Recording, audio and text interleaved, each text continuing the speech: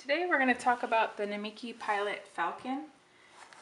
This fountain pen was originally a Namiki, but it was bought by Pilot and is now under their brand.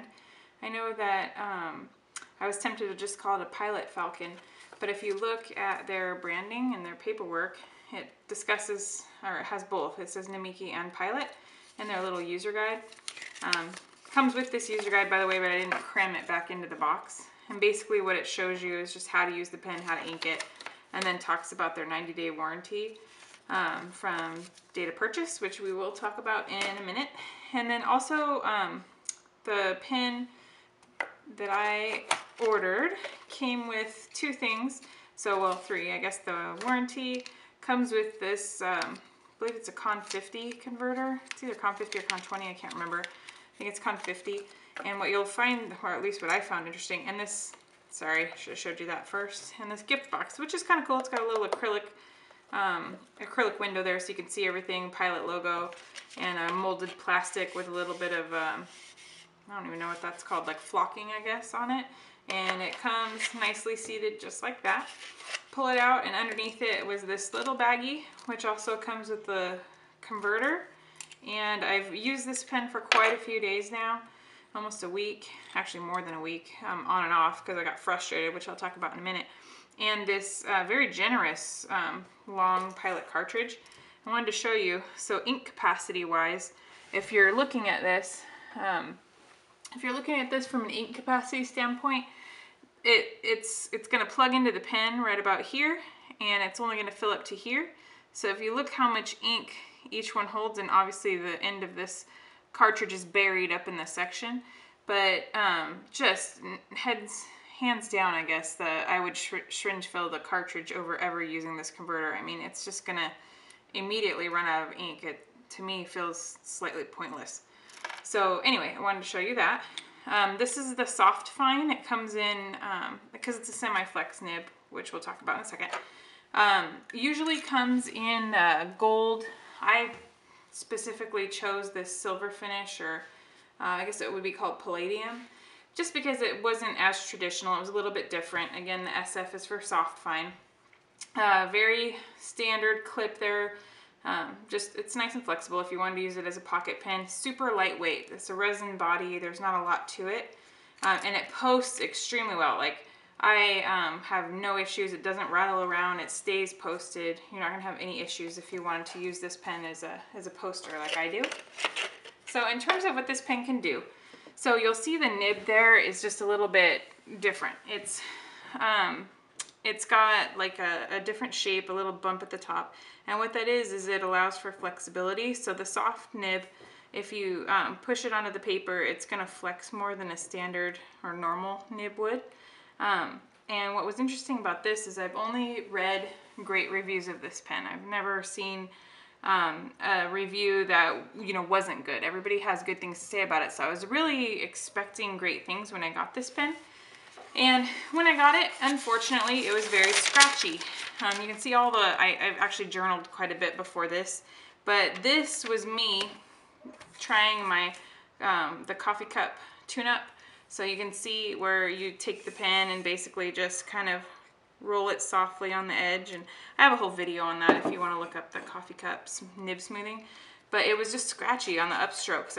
I was very unhappy, but I could tell it didn't feel misaligned, like the tines weren't misaligned. It just felt like there was a little burr on the nib. So I think I got most of that smoothed out now. And it actually writes pretty well now. But I've only had it for a week, so you're not going to get the same level of flex that you would get if I had had it for years. So I'll show you kind of what it writes like. I'll give you a writing sample, and I'll try to engage the flex. I don't apparently push hard enough in normal writing because I write pretty fast, so I don't push hard enough to really engage the flex without absolutely slowing down and trying. So for the purposes of the video, I'll slow down and try for you.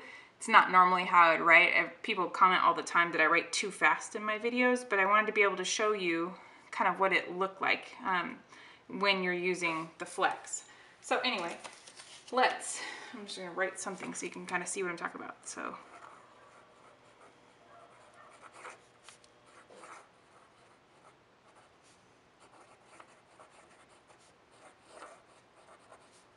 And you can kind of, if you're listening closely, you can kind of hear that there's still a little bit of scratchiness in the nib. On the upstrokes, it's typically right there and right there. Ironically, coming down, not a problem. Coming back, just a slight scratch, but upstrokes, which is generally where you really, the rubber meets the road on whether a nib is quality or not, that's when you'll feel it, which is disappointing because this was a $150 pen that I paid for. This is not a review copy. I actually own this one. So it's even more depressing when it's yours and you got to keep it. So anyway, let me show you what it could do. So soft, a lot, soft, a lot, soft, a lot of pressure. You can kind of see where that flex engages and it gets beautiful. See that? That is just gorgeous. Unfortunately, it takes for me a lot of pressure to get to that point with this nib, but it is gorgeous when you do engage it. And hopefully, I'm told that over time, it'll loosen up. I actually called, I emailed John Madashaw over at nibs.com. He's a repairman and repairs fountain pens for a living, and was telling me that it likely was a problem with the nib just based on what I described to him in the notes in the email, but you know, I could send it back or send it to him for a tune-up if I wanted to, but that it would, having it and using it over and over again is going to help at least loosen up that nib so it won't be so stiff and it'll flex a lot easier, but that's obviously not going to help it if it's scratchy. So like I said, it is 1,000 times better now after I've used the coffee cup to kind of smooth out some of the burrs, and I can already feel it getting a little bit softer with more and more use. So I'm hoping that as I use it over time, that little burr will wear down a little bit and it won't have that upstroke scratch, which, like I said, the coffee cup did help that a little bit. Not something I'd recommend to you for a $150 pen in terms of, you know, using a coffee cup to try to smooth it out. Normally you would just go ahead and send that back and get a new copy. But I wanted to review what pen I actually received from Pilot, not a renewed version that I sent back, requested, got a new copy of. I like to review things out of the box for you, just as I get them, just as you would have gotten it if this particular pen had been shipped to you when you purchased it.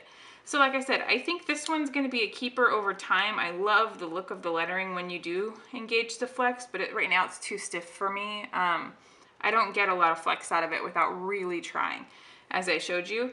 And like I said, not the smoothest pen I've ever ordered, but this is the soft fine. I'm assuming a medium.